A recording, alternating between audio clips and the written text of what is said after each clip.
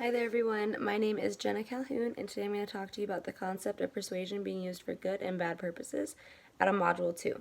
So persuasion is just about anything that involves molding or shaping of attitudes. It can be negative or positive, and it's the study of attitudes and how to change them. So persuasion is something that we can see every day around us in different situations, good or bad, and I'm currently a waitress at Red Robin, and persuasion is a key function of my job. So for example, when I'm communicating with customers and they are conflicted about what meal they want to eat, I can offer advice and persuade them into ordering a specific meal. For example, if they want the cheeseburger but they aren't really sure, they want to try something new, I can offer the Royal Red Robin, which is similar in ingredients but has an egg on top, and this was something unique for them to try, different, and then I can persuade them even further by using the knowledge of other customers loving it. It's a bestseller, and people really are pleased with it when they try the egg. And then I can further that persuasion with my credibility of working there for 3 years and build that trust with them, knowing that I've been there for a long time and that I know the menu. And this is a good example of persuasion being used for good purposes. I've also seen persuasion be used for bad purposes, and that took place actually here at UTSA.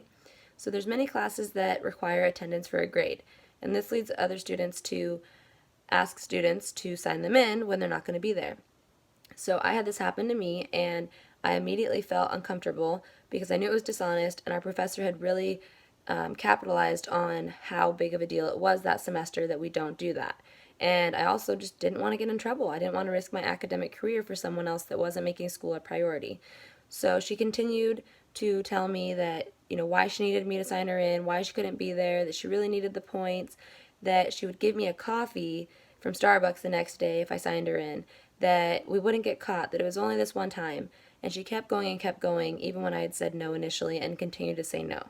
I think this is a good example of bad persuasion because even though I didn't give in to the persuasion, it was evident that she was trying to persuade me into doing something that I wasn't comfortable with, that I told her no, and it was going to benefit her but could potentially hurt me. So that's an example of bad persuasion. And now that I've talked about the experiences of bad and good persuasion, I'm going to make a couple inferences. And I think that persuasion can be used for good purposes. For example, pushing someone out of their comfort zone to do things that they might not have ever done, and then they realize they like it, but they would have never done it if they weren't persuaded. Or, for example, telling children to eat their vegetables and leading them in a healthy lifestyle. However, I do think persuasion is a very scary thing because there's, a lot of negative situations that involve persuasion. For example, friends telling friends to bully someone or to cheat on an exam or, get in trouble with the law. There's tons of situations that involve persuasion that can be very negative, and so I think that's something to keep in mind. I do think that persuasion is a very powerful tool in communication when it's used effectively, and you can completely change someone's mind or opinion or beliefs through communicating in a specific way, which I think is amazing. And I've learned that persuasions in our everyday lives, whether we realize it or not, it's all around us. And I also learned that persuasion can be used for good purposes, which I never really thought about. I just always thought about bad persuasion. So now that I've made some inferences, I'll discuss how these can be transferred to other situations. So I believe that if we're more aware of persuasion, we can better handle situations when they're present. And I think with this knowledge, we can learn how to be better communicators with persuasion ourselves.